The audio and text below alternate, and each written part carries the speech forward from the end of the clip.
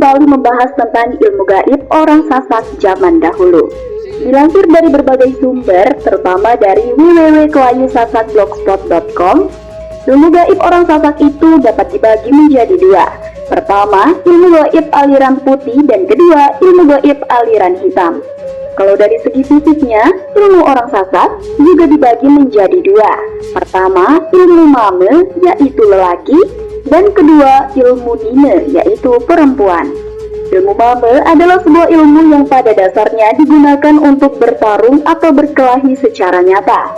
Sedangkan ilmu nine justru untuk menghindari pertempuran. Ilmu mame dan ilmu nine ini biasanya diajarkan pada perguruan silat. Seorang murid yang telah menamatkan latihan jurusnya oleh sang guru biasanya mulai diisi dengan ilmu gaib. Dalam menurunkan ilmunya, sang guru biasanya mensyaratkan beberapa hal tertentu. Misalnya, sang murid akan disuruh untuk berjari atau pergi mandi saat waktu tengah malam di tempat sepi. Saat mandi ini tidak boleh diketahui oleh siapapun, sampai sang murid mendapatkan mimpi tanda ilmunya sudah jadi. Dan selama belum mendapatkan mimpi, sang murid juga biasanya diberikan beberapa pantangan yang tidak boleh dilanggar. Misalnya, tidak boleh lewat di bawah jemuran, dan jika saat sedang duduk tidak boleh dilewati dari belakang. Untuk ilmu mame, biasanya mimpi yang ditunggu berupa mimpi masuk ke dalam gua. Ini untuk tingkatan nomor 1, kemudian tingkatan nomor 2, mimpi masuk masjid, dan terakhir untuk tingkatan nomor 3, mimpi masuk rumah. Sedangkan untuk ilmu nine, mimpi tanda jadi adalah jika bermimpi menangkap burung. Ini tingkatan nomor 1. Tingkatan nomor 2 adalah mimpi menunggangi kuda putih. Dan tingkatan nomor 3 adalah mimpi menangkap ayam. Nah, setelah ilmu dianggap jadi, biasanya ilmu tersebut akan dites oleh pemiliknya. Hal ini dapat dilakukan dengan pergi ke tempat tertentu. Biasanya di tempat ini kita akan bertemu dengan orang yang mempunyai maksud yang sama. Tempat tertentu ini bisa sebuah gunung yang sepi, hutan, atau pinggir sungai. Di Lombok Timur, konon ada sebuah gunung yang sampai sekarang pada malam-malam tertentu akan didatangi oleh orang untuk tujuan mengetes ilmunya. Jika pada saat pengetesan ilmu, orang itu mati, konon akan dikubur langsung di tempat tersebut. Tapi sangat jarang hal tersebut terjadi, karena seorang tak akan berani mengetes ilmunya jika ilmu tersebut belum jadi. Adapun contoh-contoh nama ilmu dalam suku Sasak sebagai berikut. Yang termasuk golongan ilmu putih adalah yang pertama, ilmu seranggas. Ilmu untuk membuka atau merusak sesuatu yang terkunci. Yang kedua, sempoter. Ilmu untuk melawan tusela. Yang ketiga, ilmu sempurna. Sebuah ilmu kedikdayaan yang membuat pemiliknya menjadi tangguh dan kuat atau sempurna. Yang keempat, ilmu alif, hampir sama dengan ilmu sempurna. Yang kelima, sentulak. Ilmu untuk mengembalikan sihir ke pemiliknya. Yang keenam, ilmu kebal. Ilmu yang membuat pemiliknya menjadi kebal. Yang ketujuh, 99 nunggal 1. Sebuah ilmu yang biasanya digunakan saat menghadapi musuh yang banyak. Semua musuh akan mati dan yang hidup hanya pemilik ilmu 99 nunggal 1. Yang kedelapan, mate jelo. Ilmu untuk membakar leak. Dan yang kesembilan, angin Allah. Ilmu untuk memanggil angin badai. Kemudian yang termasuk golongan ilmu hitam antara lain yang pertama, Arya Banjargetas mengabdi di Pejanggik. Setelah Arya Banjargetas berhasil dikalahkan pasukan Selaparang yang dibantu oleh Patipilo dari Banjarmasin, sang Arya kemudian melarikan diri ke selatan.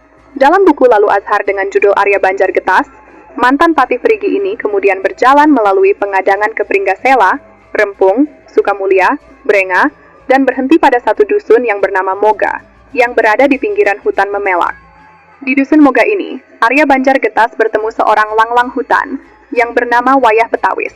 Di hadapan Wayah Petawis, Arya Banjargetas menceritakan segala penderitaannya, hingga pada esok harinya sang Arya pamit untuk melanjutkan perjalanannya yang tidak tahu entah kemana. Sebelum pamit, Arya Banjargetas berjanji suatu saat akan balik ke tempat Wayah Petawis. Hingga akhirnya Arya Banjargetas tiba di desa Pena dan bertemu dengan Demung Pena. Atas saran dari Demung Pena inilah, Arya Banjargetas disarankan untuk menceritakan segalanya di hadapan Meraja Kusuma yang merupakan Raja Pejanggik. Begitulah, Arya Banjargetas kemudian menghadap Meraja Kusuma dan menceritakan segalanya. Dari ia diangkat menjadi patih perigi oleh Raja Selaparang hingga terjadi salah paham yang karenanya ia kemudian dimusuhi Raja Selaparang. Meraja Kusuma mendengarkan cerita Arya Banjargetas dan mempercayai apa yang disampaikan sang Arya. Hingga atas kemurahan hati Meraja Kusuma, Arya Banjargetas diterima untuk mengabdi di kerajaan Pejanggik dengan menjadi prajurit. Setelah menjadi prajurit di Pejanggik, Arya Banjargetas menjadi sangat dekat dengan Meraja Kusuma. Sampai-sampai beberapa orang pembesar Pejanggik menjadi cemburu atas kedekatan Arya Banjargetas dengan Raja Pejanggik ini. Kelak, ketika Arya Banjargetas diangkat sebagai patih di Pejanggik, ia mulai berkonflik dengan Meraja Kusuma, penyebabnya lagi-lagi masalah perempuan. Seperti apa kisah perseteruan Arya Banjargetas dengan Meraja Kusuma? Ikuti terus serial Info ini sebenarnya tidak boleh di-share. Tetapi karena kamu orang Lombok, kamu mesti tahu akan hal ini. Dikutip dari disertasi Dr. Fajri yang berjudul Mentalitas dan Ideologi dalam Tradisi Histiografi Sasak Lombok. Pada abad 19 sampai ke-20, sebetulnya sebelum Islam masuk ke Lombok, orang Sasak sudah punya lafaz syahadat sendiri. Menurut Dr. Fajri yang juga seorang peneliti sejarah Lombok, bahwa pada dasarnya kebudayaan asli orang Lombok itu berasal dari kebudayaan Austronesia. Mereka terdiri dari komunitas-komunitas kecil yang egaliter. Komunitas-komunitas yang egaliter ini telah mengenal sistem kepercayaan dengan konsep Tuhan yang tunggal atau monoteis, yang mana hal itu tercermin dalam ungkapan Nenek Kaji Sakwase.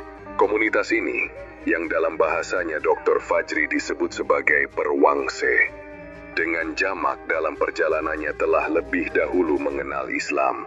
Bahkan, Fajri menyebut, jauh sebelum Prapen datang, orang Lombok telah mengenal Islam dan telah punya syahadat sendiri.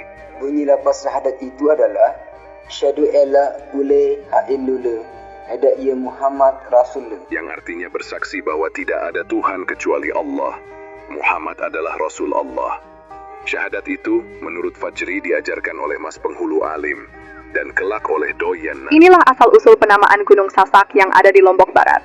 Gunung Sasak sendiri adalah gugusan gunung yang berada di Desa Kuripan, Lombok Barat dengan ketinggian mencapai 370 mdpl. Di puncaknya terdapat sebuah pura, atau lebih tepatnya pedewak yang kerap kali digunakan oleh umat Hindu untuk bersembahyang. Bahkan menurut cerita penduduk setempat, di tahun 1970-an, pedewak itu masih sering difungsikan oleh masyarakat Muslim Watu Telu untuk beribadah. Lantas, bagaimana ceritanya sehingga gunung itu disebut Gunung Sasak? Jika mengacu pada naskah laporan akhir penyusunan sejarah Kota Mataram yang dibuat oleh Badan Perencana Pembangunan Daerah Kota Mataram yang ditulis oleh Lalu Satria Wangsa, Dr. Jamaluddin, Lalu Prima Wiraputra dan kawan-kawan lainnya, ada kemungkinan bahwa lokasi Gunung Sasak saat ini adalah bekas wilayah dari sebuah kerajaan yang bernama Kerajaan Sasak. Kerajaan Sasak sendiri disebut sebagai kerajaan yang ada di Pulau Lombok sebelah barat dengan pusat pemerintahan di kota Cakranegara saat ini. Kerajaan Sasak eksis pada sekitar tahun 1500-an dengan rajanya yang terkenal bernama Sri Aji Krahengan. Ia adalah Raja Sakti yang sempat berkonflik dengan Raja Gelgel yang bernama Dalem Waturenggong. Kelak karena konflik itu, Gelgel sampai mengirim utusan khusus untuk berdamai dengan Sri Aji Krahengan. Peristiwa perdamaian Kerajaan Sasak dengan Kerajaan Gelgel itu terjadi pada bulan Oktober 1530 dan dikenal dengan Perjanjian Sri Aji Krahengan. Ketika Kerajaan Sasak diperintah oleh Sri Aji Krahengan, di wilayah timur Pulau Lombok berkuasa Prabu Rangkasari, yang merupakan Raja Kerajaan Lombok dengan ibu kota di dekat Teluk Lombok saat ini. Karena lokasi Gunung Sasak berada di dekat pusat pemerintahan Kerajaan Sasak, bisa jadi nama gunung tersebut diambil dari nama Kerajaan Sasak. Bahkan beberapa pendapat menyebut, sebetulnya lokasi pemerintahan Kerajaan Sasak itu sebetulnya di wilayah Gerung saat ini. Gerung dan Gunung Sasak sendiri berada di satu lokasi.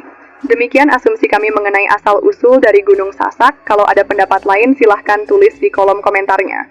Yuks yang mau request tentang tema sejarah Lombok lainnya bisa tulis di kolom komentarnya. Inilah karomah yang dimiliki oleh Maulana Syaikh, Tuan Guru Kiai Haji Muhammad Zainuddin Abdul Majid. Dikutip dari sinar5news.com, bahwa salah satu karomah Maulana Syaikh adalah tidak basah diguyur hujan. Diceritakan pada suatu hari, salah satu murid Maulana Syaikh bernama Haji Zainuddin, yang berasal dari Kembang Kerang hendak mencukur bayinya. Maka menghadaplah sang murid ini kepada Maulana Syaikh sambil berujar, "Saya sudah bernazar, jika saya dikaruniai anak laki-laki, maka saya akan mencukurnya di makam Datuk Badar, di depan mimbar Masjid Pancor. Dan Alhamdulillah telah lahir anak saya laki-laki. Untuk itu saya memohon kesediaan Maulana Syaikh untuk mencukur anak saya itu." Maulana Syaikh kemudian menyanggupi dan mengajak Haji Zainuddin untuk mengikutinya ke Masjid Pancor. Namun baru sampai perempatan Pancor, hujan turun dengan lebatnya. Saat itulah Haji Zainuddin menyaksikan karomah Maulana Syaikh. Tidak sedikit pun hujan membasahi Maulana Syaikh dan Haji Zainuddin. Maulana Syaikh yang oleh banyak orang sering dianggap sebagai waliullah, memang mempunyai banyak karomah. Dan karomah tidak basah diguyur hujan adalah satu dari sekian karomah yang dimiliki oleh Maulana Syaikh. Sejarah Kerajaan Singasari Sasak atau Karangasem Sasak. Kemenangan Karangasem Bali dalam perang melawan Selapara pada tahun 1725 telah menempatkan Karangasem Bali pada posisi yang mulai mapan di Lombok. Lebih-lebih sejak kemunculan seorang raja yang bernama I Gusti Wayantaga di Tanjung Karang pada tahun 1740. Praktis Lombok berada di bawah kekuasaan Karangasem Bali. Namun, sejak kematian I Gusti Wayantaga pada tahun 1775, Karangasem yang ada di Lombok terpecah menjadi beberapa kekuatan. Tanjung Karang tidak lagi menjadi kekuatan besar. Para pewaris dari Wayantaga saling berebut kuasa.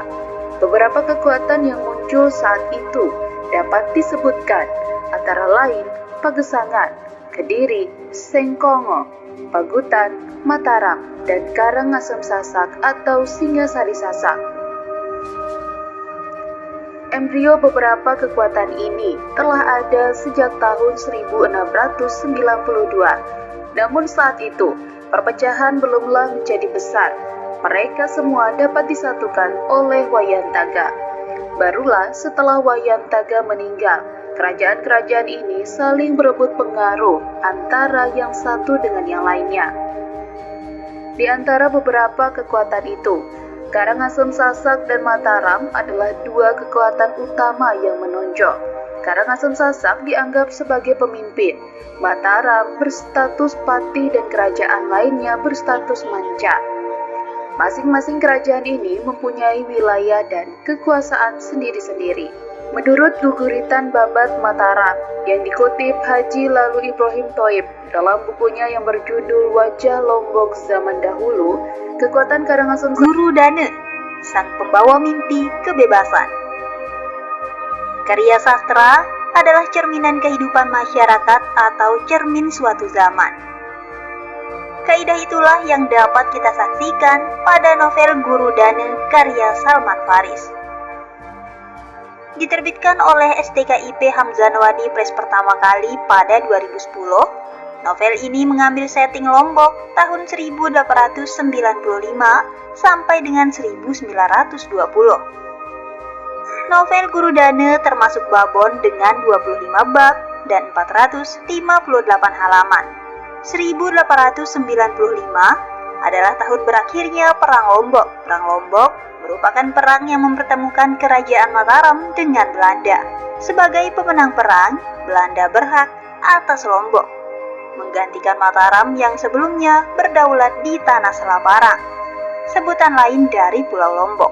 Pada fase inilah, keadaan Lombok digambarkan dengan apik oleh Salman Faris. Kemiskinan, kelaparan, dan keterbelakangan adalah situasi yang disuguhkan dari lembar ke lembar. Peperangan demi peperangan, baik dengan orang luar maupun dengan saudara sendiri adalah penyebab dari semua itu. Konflik yang berkepanjangan telah membuat orang Lombok menjadi manusia dengan mental inferior. Seperti halnya masyarakat agraris pada umumnya, orang Lombok pun punya mimpi akan juru selamat. Dalam kondisi tertekan dan berkubang kemiskinan, orang Lombok berharap akan hadirnya tokoh pembebas. Jika di Jawa sana orang mengenal Ratu Adil dan Satria Piningit, di Lombok orang mengenal sosok Guru Dana. Guru Dana oleh Salman digambarkan sebagai tokoh yang mempunyai mimpi membebaskan orang Lombok dari segala belenggu penderitaannya. Berbekal ilmu kebatinan yang didapat dari orang sakti, Guru Dane memposisikan dirinya sebagai belian, sebutan pada masyarakat Sasak, untuk orang yang punya keahlian mengobati segala jenis penyakit. Tidak itu saja, Guru Dane juga memproklamirkan dirinya sebagai seorang guru spiritual. Pengikutnya pun dari berbagai kalangan dan kelompok, dari suku Bali sampai dengan Sasak, dari pemuka masyarakat sampai warga golongan rendah. Keberadaan Guru Dane sebagai belian dan guru spiritual adalah by design. Ia bersekongkol dengan Ketut Kolang, seorang Bali yang digambarkan sebagai tokoh berpengaruh dan punya watak oportunis. Melalui pengaruhnya, Guru Dane diciptakan menjadi sosok yang istimewa. Lewat kaki tangannya, kehebatan Guru Dane ia kabarkan setiap saat. Pada mulanya, kehebatan Guru Dane tersebar di kalangan Bali. Namun lambat laun, kehebatan Guru Dane juga sampai di telinga orang Sasak. Rumah Guru Dane akhirnya tidak pernah sepi dari orang yang datang berobat. Tidak saja berobat, orang dengan berbagai persoalan hidup juga datang menghadap. Ratusan, bahkan ribuan orang datang setiap harinya. Guru Dane tidak pernah meminta bayaran, namun orang yang datang selalu menyelipkan uang atau barang lainnya. Uang dan barang yang diberikan secara sukarela inilah oleh Guru Dane diberikan ke Ketut Kolang. Rupanya, antara Guru Dane dan Ketut Kolang telah terjalin kesepakatan. Kelak, jika waktunya telah tiba, Ketut Kolang akan membantu segala keperluan perjuangan Guru Dane. Dalam kehidupannya, Guru Dane diceritakan memiliki seorang anak angkat bernama Sumar. Sumar kecil ia temukan di pinggir parit dekat desa Puyung. Orang tua Sumar dulunya seorang pandai besi dan diceritakan tewas saat terjadi Congah Praya tahun 1891. Hubungan antara Sumar dan Guru Dane merupakan arus utama dari novel ini. Konflik antara mereka digambarkan dari bab ke bab. Perang batin Sumar terhadap Guru Dane disajikan dengan runut oleh Salman. Sumar yang sedari kecil diasuh oleh Guru Dane menemukan kenyataan yang berbeda saat ia tumbuh dewasa. Melihat Lombok jatuh ke tangan Goa, Gel-Gel tidak tinggal diam. Gel-Gel yang telah menganggap Lombok sebagai halaman belakang rumahnya dan juga telah menjadikan Lombok sebagai benteng sisi timur guna membendung penyebaran Islam mulai berusaha merebut Lombok kembali. Dalam bukunya Profesor Dr. A.A. Putra Agung SU dalam peralihan sistem birokrasi dari tradisional ke kolonial, halaman 51 tercatat pada 1677 dan 1678, Gel-Gel berusaha merebut kembali Selaparang. Namun usaha tersebut selalu gagal, karena dalam serangan itu Lombok mendapat bantuan dari Sumbawa dan orang-orang Makassar. Hingga kemudian, ketika pengaruh Gel-Gel mulai pudar di Bali, Karangasem muncul sebagai kerajaan terkemuka di ujung timur Pulau Bali. Usaha Gel-Gel untuk menguasai Lombok dilanjutkan kembali oleh Karangasem. Gede Parimarta dalam Lombok abad ke-19 menyebut, ekspedisi Karangasem untuk mengusir orang Makassar di Lombok terjadi pada tahun 1678 dan 1692. Jika pada serangan tahun 1678 Karangasem gagal, maka pada serangan tahun 1692, Karangasem cukup berhasil menanamkan pengaruhnya di Lombok. Kayu sepang, sebuah komoditas unggulan yang ada di Lombok pada masa itu. Selain di Lombok, Sumbawa juga merupakan daerah penghasil terbesar kayu sepang. Nama lain dari kayu sepang ini adalah kayu secang atau sepan haut. Kayu ini banyak dimanfaatkan sebagai bahan minuman. Pada masanya dahulu, minuman berbahan kayu sepang adalah minuman wajib bagi para raja di Nusantara. Hingga kini, minuman kayu sepang masih dapat ditemukan di Lombok dan daerah lainnya. Di Jakarta, ia dikenal sebagai bahan utama pembuatan minuman bir pletok dan di Jawa dikenal dengan wedang secang. Namun, oleh Belanda dan Inggris, sebelum bahan pewarna sintesis ditemukan, di bawah tahun 1872, kayu spang dimanfaatkan sebagai bahan baku utama pembuatan cat. Perjanjian antara VOC dengan Kerajaan Selat Parang bertarik 16 Maret 1675 adalah salah satu dokumen tertua yang menyebutkan tentang kayu spang. Sirotol mustaqim adanya di dunia, bukan di akhirat. Sirotol mustaqim bukan sebuah jembatan fisik. Sirotol mustaqim itu jalan yang lurus, jalan yang benar dan jelas, jalan kesadaran, jalan menuju Allah. Maksud jembatan dari sehelai rambut di belah 7 bukan seperti sehelai rambut manusia. Anak kecil pun tahu jika diartikan demikian. Rambut di belah 7 adalah makna kias, yang artinya sangat sulit membuka kesadaran diri ketika pikiran sudah terdoktrin, terdogma, dan berhenti pada pemahaman yang dirinya tidak pernah membuktikan. Dirinya hanya mempercayai pengalaman spiritual seseorang tanpa tertarik untuk mengalami perjalanannya. Rasulullah Muhammad SAW jelas-jelas memberikan contoh perjalanan spiritual bertemu Allah. Tapi mengapa umat tidak tertarik untuk mengalami apa yang beliau alami dan hanya menunggu syafaatnya saja? Sirotol mustaqim adalah jalan yang benar dan jelas. Benar dan jelas artinya manusia itu harus sudah mengalami perjalanan spiritual, bukan hanya mempercayai pengalaman orang lain. Tak ubahnya, ketika dirimu diberi kabar bahwa kopi itu pahit, dirimu itu wajib meminum kopinya. Jadi, sirotol mustaqim harus sudah dilalui saat dirimu masih hidup di dunia. Ketika di dunia belum bisa melaluinya, di akhirat sudah jelas akan masuk kepada alam kegelapan. Ingin melihat iblis, lihatlah dirimu sendiri. Ketika kau masih merasa benar, itu iblis. Ketika kau masih merasa baik, itu iblis. Ketika kau masih merasa alim, itu iblis. Jika ada kesombongan dalam dirimu, itu iblis. Iblis hafal Quran dan hadis dan mengerti kapan turunnya ayat Al-Quran. Dia pandai dan alim. Akan tetapi iblis bukan kekasih Allah, karena iblis berkata, "Aku lebih baik daripada kamu." Apakah kau mengira yang berkata demikian adalah iblis yang mukanya seram dan menakutkan? Jika demikian, kau salah sasaran. Iblis yang ini mukanya tidak seram, bahkan ketika kau di dekatnya tak akan lari ketakutan. Ketahuilah, iblis yang itu baik-baik saja, tidak pernah menggoda Adam dan Hawa serta manusia lainnya. Iblis yang itu hanya patuh dan tunduk kepada perintah Allah. Bahkan iblis yang itu tidak mau sujud kepada Adam karena iblis tahu itu sebuah kesyirikan. Untuk itu, periksa keiblisanmu sebelum mengiblis-ibliskan yang lain. Bawalah solat kemanapun kau pergi. Solat, tapi suka marah. Kau belum membawa solat. Solat, tapi suka menyakiti orang lain. Kau belum membawa solat. Solat, tapi pelit terhadap sesama. Kau belum membawa solat. Solat, tapi masih merendahkan orang yang tidak solat. Kau belum membawa solat. Jaga dan bawalah solatmu dalam kehidupan sehari-hari.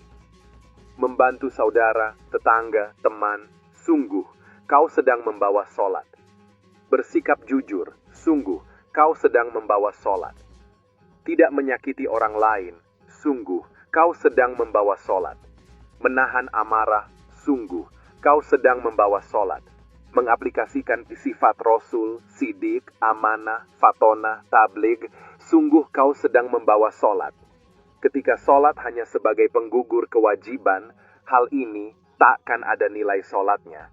Mengaplikasikan perbuatan baik dalam kehidupan sehari-hari, inilah nilai solat sesungguhnya. Tanda dirimu telah solat khusyuk adalah ketika di hatimu sudah tertanam sifat Ar-Rahman, Ar-Rahim Allah. Untuk itu, segera perbaiki solat sebelum ajal tiba, agar hati diterangi oleh cahaya makrifat. Dasar dari makrifat adalah kenal, bukan sekedar tahu, tetapi benar-benar sadar.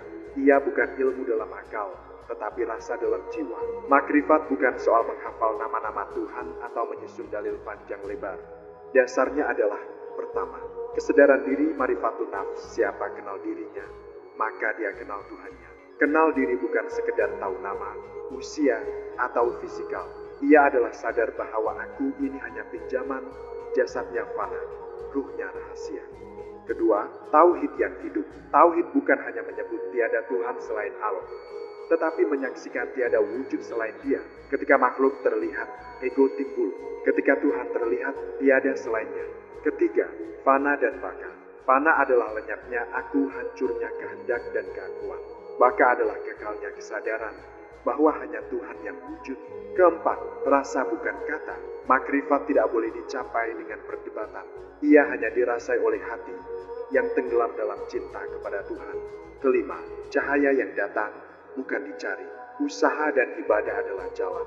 Tetapi makrifat adalah karunia datang tanpa dipaksa, hadir tanpa diminta. Sadar, bukan sekedar tahu. Rasa, bukan sekadar kata. Lenyap diri, timbul Tuhan. Yang mencari dengan akal akan letih bertanya. Yang mencari dengan hati akan diam dalam rasa.